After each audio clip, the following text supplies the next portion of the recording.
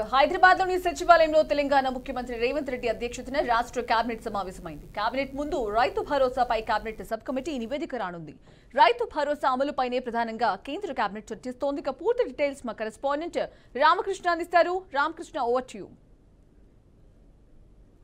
సచివాలయంలో తెలంగాణ ముఖ్యమంత్రి అధ్యక్షతన కూడా కేబినెట్ మీటింగ్ కూడా కొనసాగుతుంది. కేబినెట్ ముందుకు కూడా Rythu Bharosa cabinet sub committee నివేదిక రానున్నది. అయితే రైతు భరోసా అమలు పైన కూడా ప్రధానంగా కూడా ఈ చర్చ కూడా ఇంకా కొనసాగుతున్నట్టు కూడా మనకు తెలుస్తుంది. అయితే రైతు భరోసా కోసం కూడా తెలంగాణ ప్రభుత్వం త్వరలో దరఖాస్తులను కూడా స్వీకరించనున్నది. అయితే రైతు భరోసాపై ముఖ్యమంత్రికి చేయాల్సిన సిఫార్సులను కూడా పై చర్చించారు. కేబినెట్ సబ్ కమిటీ కూడా ఈ రోజు సమావేశమైంది. అయితే ఈ భేటీలో కూడా పలు కీలక నిర్ణయాలు కూడా తీసుకున్నది. అయితే సాగు చేసే ప్రతి రైతుకు రైతు భరోసా ఇవ్వాలని చెప్పేసి కూడా నిర్ణయించడం జరిగింది. అయితే రైతు భరోసాకు ఇటు ఐటీ చెల్లింపులకు సంబంధించి అంతేకాకుండా భూమి పరిమితిని పెట్టవద్దని చెప్పేసి కమిటీ అభిప్రాయపడింది అన్నట్టు కూడా తెలుస్తుంది. అలాగే రైతుల నుంచి దరఖాస్తులు తీసుకోవాలని సబ్ కమిటీ నిర్ణయించినట్టు కూడా తెలుస్తుంది. అయితే డిప్యూటీ సీఎం బట్టి విక్రమార్క కూడా చైర్మన్ గా మంత్రులు తుమ్మల నాగేశ్వరరావు, పొంగులేటి శ్రీనివాస్ రెడ్డి, శ్రీధర్బాబు సభ్యులు కూడా దీనిపై కూడా ఒక చర్చ కూడా కొనసాగుతున్న పరిస్థితి. అయితే అనేక అంటే ఎక్కువగా ఇటు రైతు బంధుతో పాటు కేబినెట్ అనేక అంశాలపైన కూడా ఈ రోజు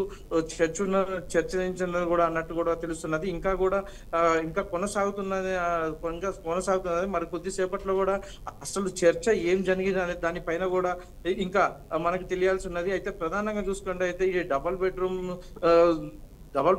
తో కాకుండా క్యాబినెట్ మీటింగ్ లో కూడా అనేక అంశాలపై కూడా చర్చించనున్నట్టు కూడా తెలుస్తుంది.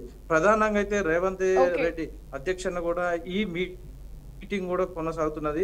ఈ సచివాలయంలో కూడా ఇంకా మీటింగ్ కూడా ఇంకొక 1 అవర్ కూడా కొనసాగుతున్నట్టు కూడా తెలుస్తుంది. అయితే సాగు భూములన్నిటికీ కూడా రైతు భరోసా కూడా ఇవ్వాలన్నట్టు కూడా నిర్ణయం కూడా తీసుకున్నట్టు కూడా తెలుస్తుంది. రైతు కూలీలకు కూడా చూసుకుంటే అయితే 12,000 ఆర్థిక సాయంపై కూడా ఈ కేబినెట్ కూడా ఇంకా చర్చిస్తున్నట్టు కూడా తెలుస్తుంది. స్థానిక సంస్థల్లో బీసీ రిజర్వేషన్లపై కూడా ఏర్పాటు ఎస్సీ వర్గీకరణపై కూడా కేబినెట్ కూడా చర్చించదు. కార్పొరేషన్లు, మున్సిపాలిటీల విలీనం తదితర అంశాలు కూడా చర్చలు కూడా రానున్నాయి అన్నట్టు కూడా తెలుస్తుంది.